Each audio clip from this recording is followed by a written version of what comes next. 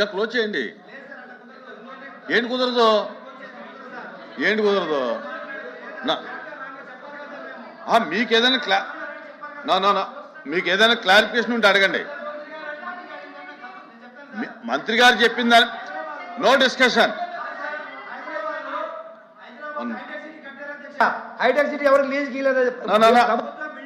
వినండి వినండి, ఇప్పుడు మంత్రి గారు చెప్పిన దాని మీద మీకు ఏదైనా క్లారిటీ కావాలంటే అడగండి. అధ్యక్ష ప్రజలకి నిజాలు తెలియాలి. ఏంటి కుదరదు? ప్రజలకు నిజాలు తెలియాలి అధ్యక్ష. అధ్యక్ష ప్లీజ్ ప్లీజ్ అధ్యక్ష అడిగారు అధ్యక్ష, టీసీఎస్ కి భూమి ఇవ్వకూడదా, కాగ్నిసెంట్ కి భూమి ఇవ్వకూడదా, మదర్సన్ కి భూమి ఇవ్వకూడదా, రహేజాకి భూమి ఇవ్వకూడదా, ఏఎన్ఎస్ఆర్ అధ్యక్ష వీలే పిల్లేపించారు అధ్యక్ష. దీనిపైన కోర్టులో పిల్లేపిస్తారు, కోర్టు కూడా ముట్టుకాయలు వేసింది అధ్యక్ష. తెలుసుకోమని చెప్పండి దయచేసి.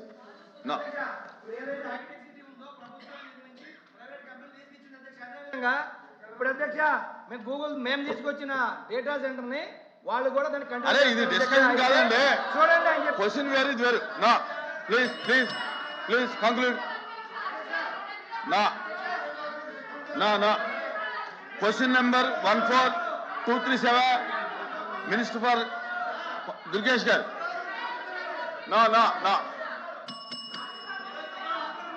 ఎల్ఓపి గారు కూర్చోండి. ఎల్ఓపి గారు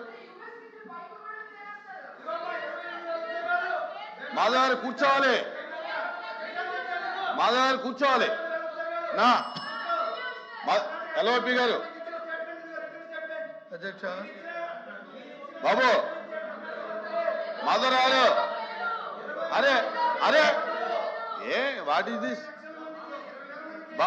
మాధవ్ గారు ఎల్ఓపి గారు మాట్లాడుతుంటే నువ్వు కూర్చోవా, చూసుకో సభలో ఏం జరుగుతుందో చూడు. అధ్యక్ష అధ్యక్ష ప్లీజ్ ప్లీజ్ ప్లీజ్ ప్రభుత్వం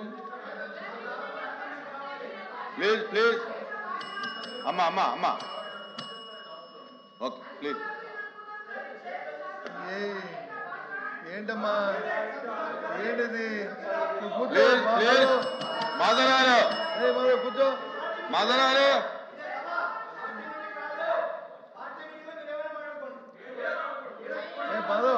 మాధవరారు అమ్మా కూర్చోండి. విప్పు గారు కూర్చోండి, విప్పు గారు కూర్చోండి. Please please please. అధ్యక్ష ఇది మొదటి ప్రశ్న. ప్రభుత్వం వచ్చి ఏదో వారికున్న టెక్నికల్లో లేకపోతే వారికున్న బిజినెస్ కారణాల వల్ల 8వ ప్రశ్న మొదటి ప్రశ్నగా తీసుకొచ్చారు. మన సాంప్రదాయం ప్రకారం మొదటి ప్రశ్నకి సభ్యుడు ఎవరైతే చేశారో వాళ్ళు, సెకండ్ సెక్రటరీ వాళ్ళందరూ అడిగిన తర్వాత అప్పుడు మీరు తీస్తారు. ఫస్ట్ సెక్రటరీ ఇంకా మాట్లాడుతున్నాడు, సెకండ్ సెక్రటరీ ఇంకా ఉన్నారు, వారు ఇద్దరు అయిన తర్వాత దాన్ని అప్పుడు చెప్పారండి.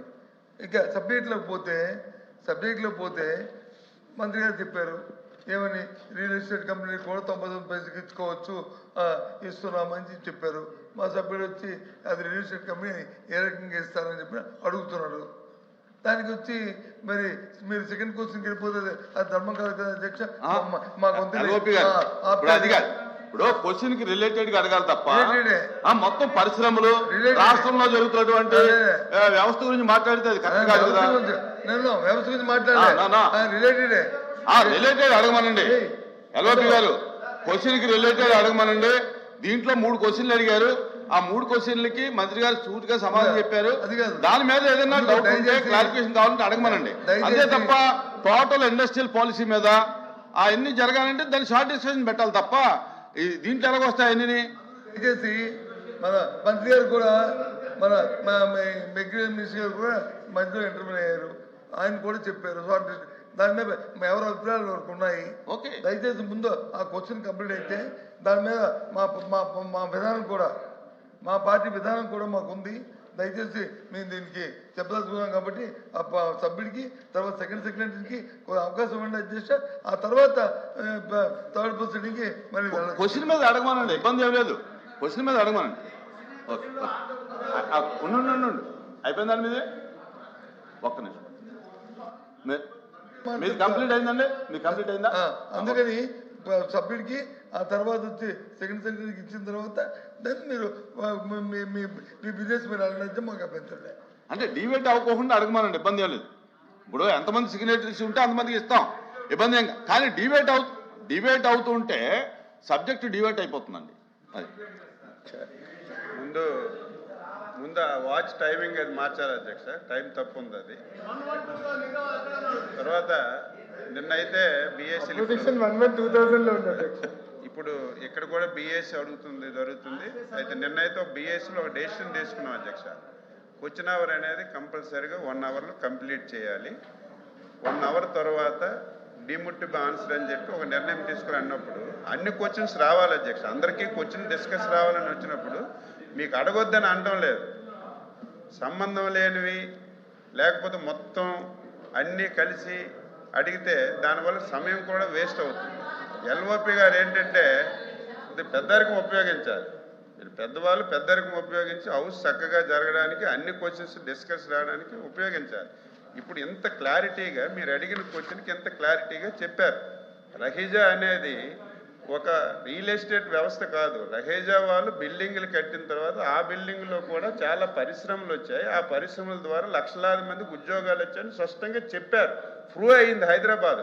అదే పద్ధతిలో విశాఖపట్నం కూడా చేస్తున్నారని చెప్తే మళ్ళీ డొంక తిరుగుడుగా రియల్ ఎస్టేట్కి ఇస్తున్నామని మంత్రి గారు చెప్పారు, ఒప్పుకుంటున్నారు. ఆ రకంగా మాట్లాడడం విధానం కాదు. ఏదైనా కొత్తగా అడగండి. మీరు మంత్రి గారు చెప్పారు 5 కంపెనీలు కానీ, లేదు 6వ కంపెనీకి ఇచ్చారు, ఈ కంపెనీకి ఇచ్చి మీరు చెప్పడం లేదు 99 పైసలని. అలాంటివి అడిగితే చెప్పడానికి సిద్ధంగా ఉన్నాం. కానీ సంబంధం లేని క్వశ్చన్స్ చేసి సమయం మీరు ఎంతమందిగానే ఇవ్వచ్చు. 10 గంటలు 1 గంట సేపు అయిన తర్వాత డిమిటివ్ ఆన్సర్ అని చెప్పకుండా అన్ని క్వశ్చన్స్ వచ్చినట్టుగా చేయమని మా విజ్ఞప్తి. మంత్రి గారు ఓకే. మాధవరారు సూట్గా మీ డౌట్ ఏమైనా ఉంటే క్లారిటీ కావాలంటే అడగండి. ఆన్సర్లో నాలుగో ఆన్సర్ సార్. 4వ సార్ మీరు చూడండి. జిఓఎంఎస్ నెంబర్ 56 ప్రకారం విశాఖపట్నంలో Raheja corps real estate private limited hill number 3 మధురవాడలో 27.1 ఎకరా 99 పైసలకు ఎలా ఇస్తారు అని అడుగుతున్నా సార్. రియల్ ఎస్టేట్ సంస్థకి వాళ్ళు అడిగింది మేము అదే. కానీ ఈ 99 పైసలు పెట్టుకొని మీరు ఉద్యోగాల పేరుతోటి డేటా సెంటర్ వచ్చింది. ఇప్పుడు మీరు ఏం చెప్పారు, బెంగళూరులో వచ్చింది, హైదరాబాద్లో వచ్చింది. మీరు మాట్లాడితే నేను మాట్లాడాల్సి వచ్చింది. మీరు ఏదైతే చెప్పారో డేటా సెంటర్ తీసుకొచ్చారు, మేము తీసుకొచ్చి మీరు కంటిన్యూ చేశారు. మేము అప్రిషియేట్ చేస్తున్నాం మిమ్మల్ని కూడా, కాదనట్లేదు. కానీ అధ్యక్ష గూగుల్ ఆల్ఫాబెట్ కంపెనీ అధ్యక్ష 24 లక్షల స్క్వేర్ ఫీట్ ఆఫీస్ స్పేస్ రెంట్కి తీసుకొని 22,000 సీటింగ్ కెపాసిటీ తోటి అధ్యక్ష వారం క్రితమే అధ్యక్ష కర్ణాటకలో కంపెనీ పెట్టుకుంది. అదే విధంగా మనం ఎందుకు మూవ్ అవ్వలేదని అడుగుతున్నా అధ్యక్ష. మనమేమో భూములు ఇస్తున్నాం 99 పైసలకి, కానీ భూములు లేకుండానే ఉద్యోగాలు తెచ్చుకుని పక్క రాష్ట్రాలు ఆయన చెప్పారు తెలంగాణ కర్ణాటక మాట్లాడారు. ఆంధ్ర గురించి మాట్లాడాలి, మేము ఆయన తెలంగాణ గురించి ఎందుకు మాట్లాడతాడు? ఆయన ఈ రకంగా ఉంటే కూర్చోండి. నా పూర్తవడం ఏంటిదే, మీ పూర్తవడం ఏంటండి? కూర్చోండి. మాధవ్ గారు నా